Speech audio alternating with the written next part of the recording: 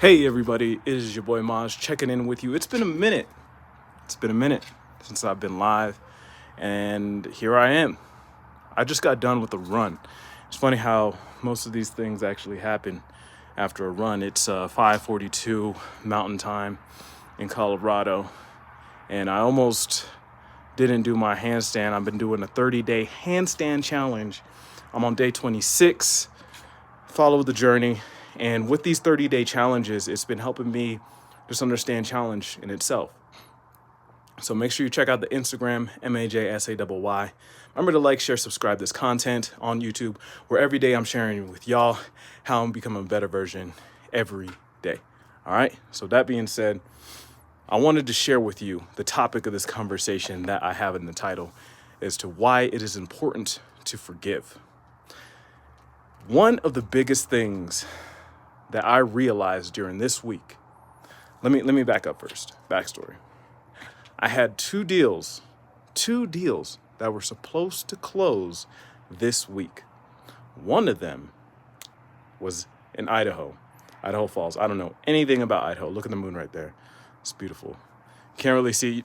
Technology never does real life justice, but it's beautiful. Anyways, Idaho Falls. I don't know anything about Idaho Falls. This deal just kind of fell into our lap. The next one was in Denver, Colorado. So the first one that I was dealing with, we'll start with Idaho Falls. Cloud going over the moon there. But the first one is in Idaho Falls. I thought at the time, a superb deal. Even though it was a condo, I thought it was a superb deal for somebody looking to live in it as a homestead, whatever. Long story short, this deal gets dragged out. We locked it up in August, bro. The end of August, I believe it was. And now it is November. You know what I'm saying? It's November 17th, I think. And it was supposed to close numerous times. First time, it's supposed to close on October 2nd, I think. Buyer backs out. Next time, it's supposed to close on, I believe it was the end of October, near Halloween. Buyer backs out. Then, third time, it was supposed to close. Seller backs out. And the reason I'm sharing this first story with you guys was a lot of the reasons why these buyers backed out had no reason, had nothing to do with what we did in our team, what I did as well. One of the things that I can do now that I think about it, because I'm the type of person that wants to analyze the situation once it's done and see how I can re-strategize and retarget and take another shot on the next time so I don't repeat the same mistake. So one thing that I could have done was been very, very more strict with my numbers and reduce the amount and the entry fee when that came. But the first time, buyer was cool with everything, but he just wanted to back out because he felt like the numbers were too high. He could have let us know way back, but he didn't. So I was feeling all this type of way. I was feeling angry. I was feeling pissed. At that time, I couldn't even breathe. I tried going for a walk. I tried exercising, tried beating up the heavy bag. Nothing would help. Went for a cold plunge. That helped a little bit. But after experiencing that one and then experiencing it with another deal and then another deal, I started to learn that the more that I just let go from the expectation of what I wanted to happen, the more I become at peace with the process of becoming. So mind you, this is a new journey for me. Doing this real estate investing thing has been a new journey for me. Mind you, a costly journey, not just in my sanity, but as well as the pocket and being able to sacrifice my ego. It's a lot of ego death. And it's important to know when ego is the one that's being threatened instead of our actual essence of who we are.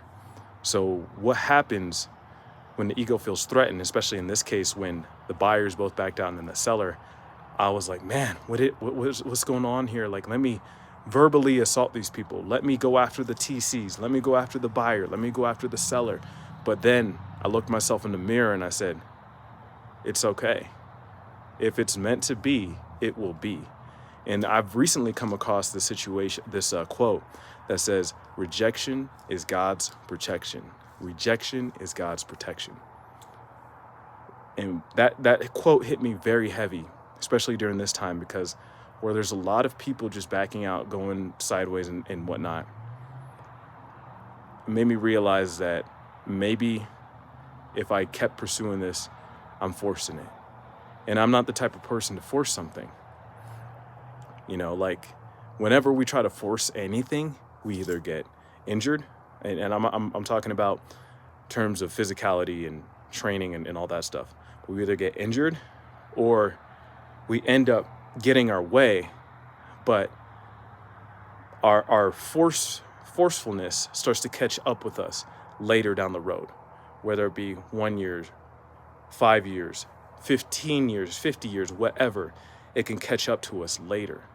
So there's always a cause and effect with everything in this reality that I'm realizing. So I decided to forgive the whole situation, forgive myself in not knowing better. I'm new. Give myself some grace, give everybody else some grace. They haven't done this type of transaction before. The seller hasn't, the agent hasn't. This was their first time. And, you know, this is the cost of tuition. So similar to that situation, I'll go into my next deal where I had to very, very, very, very much so, there's a mood again, I had to exercise forgiveness. Did y'all see that thing? I think that was a bat. But I had to exercise forgiveness in this next situation. And that was, I had this deal in Denver, Colorado. I call an agent about one property. He says, hey, creative finance is not going to work for this one, but it might work for this other one in Denver that I have. Call him up on that one. This guy, such a character, such a character. And he is cognizant of this whole situation. He's like, hey, yeah, this might work. Just draw me up an offer and send it out to the seller. We go back and forth. Turns out to be a home run deal. This house is around like $525,000 or something like that. The seller and the agent only wanted $25,000. I was supposed to be making $27,000 assignment fee on this one. $27,000. And that was going to help us get out of the financial pickle that we're in right now. So I was like, you know what? Let me make a post first, because I don't want this to go wrong. I want this to go all the way through. I'm going to make a post first and find some buyers. I make that post. I get a bunch of people reaching out to me. And this one particular individual, I remember him talking to me saying, hey, whenever you get a deal, definitely consider me as a buyer. So I was like, all right. We built some really good rapport. Love this guy. He's a really awesome dude. I was like, yeah, let's definitely do this deal together. I get him on it, send him the deal without even locking it up, because he says this is a legitimate buyer. And if they're legitimate buyers, they shouldn't care about that. They should just care about the numbers. Says he likes the numbers, says, hey, let's do it. So I'm over here. It's date day. It's Anna and I's day. This is on a Sunday. I tell the agent, hey, let's do this. After a lot of back and forth, the agent playing games and the seller playing games. So I tell them, let's do this deal. I'll draw up the agreement. He's like, okay. And I get another sub 2 liter, draw it up, pay 350 something or 450, something ridiculous amount of number to have him draw up this agreement on a Sunday to make it worth his while. He draws it up, send it out to him. Agent, nothing. Then 3 days later, I'm like, dude, do you want to do this deal or not? And then he was like, hey, let me reach out to my seller. Eventually get in contact with him. He says, hey, let's do it. We'll sign today. Ends up signing, and they said they want a 2-week close. I tell the buyer, hey, let's do a 2-week close. Yep, I could do it. I'm speeding up this as well for you guys, cutting out the fluff. So we get it under contract. The end buyer deposits the EMD, and with that deposit at the EMD, the next day, I get an email from the end buyer saying they want to put deeds of trust on the property, up to 3 of them, in their personal name. That wasn't a part of the original agreement. Seller wasn't on board. I was thrown off. In my TC, they're like, hey, I don't do deeds of trust. They'll need an attorney. Same thing with the title rep. They said they'll need an attorney. Why are they doing it in their personal name? So I'm just like, I have no idea. I don't know what's going on. So that was very distasteful. Agent said the seller didn't want to sign if that's the case. So we all then hop on a Zoom that I orchestrated for the next day to try to get everybody on the same page. when we were on the Zoom, the seller was pretty quiet, very passive with a lot of the information that was flowing. Is more so the end buyer and the agent's seller, or the seller's agent, that was talking on this Zoom. So I was just a fly on the wall ultimately, and just talking about, hey, remember to get the close of escrow extended. Let's sign that addendum. It's like, oh yeah, we'll definitely do that. So after that, next day, the very next day, I get an email from the seller saying, hey, because you guys did not perform and close when you said you were, and you added some deeds of trust in this situation, I'm not comfortable moving forward. I am not signing. I will release your earnest money. I'm parting ways. And at that time, I got done with jujitsu, and I was heated. My heart rate just skipped. I was like, ooh, what the? I'm gonna call this agent. So I called the agent 3 times, didn't answer. Says he'll give me a call back later. I called the seller, nothing. And one of the things, I'll go with you, I'll do a review as to what went wrong with this deal and what I could have done right, similar to what I said in the first one. I'll go over with you what I could have done different, but nothing. And I let the team know, let everybody know, hey, unfortunately, the seller's backing out, so we're not going to be doing the deal. So I'm over here trying to think of ways to make it work still, and trying to make things happen. Talked to the end buyer. He said, okay, I won't do the deeds of trust. I'll deposit $25K today, and they'll automatically have the $5K released to him. So I tell the agent, he said, that sounds like an enticing offer. Let me ask him. The next day, get a call from the agent. He says, hey, it's not interested. Just sign the document, and then we'll part ways. Maybe we'll do some more deals on something else. We'll see. So I'm like, okay, that's cool. Let's just do that. So I let the end buyer know. And now in that after saying that, I told him, like, hey, I told you how sensitive this was. I let you know how sensitive this situation would be, that the seller and the seller's agent were on the fence about creative finance. I even told you that even an assignment fee might kill the deal. So you might have to assign it underneath a LLC. So they knew that up front. However, they still decided to put deeds of trust in the situation, and not even close on the date that we said. So that's what threw things off. And I told them, like, hey, I want to keep the EMD.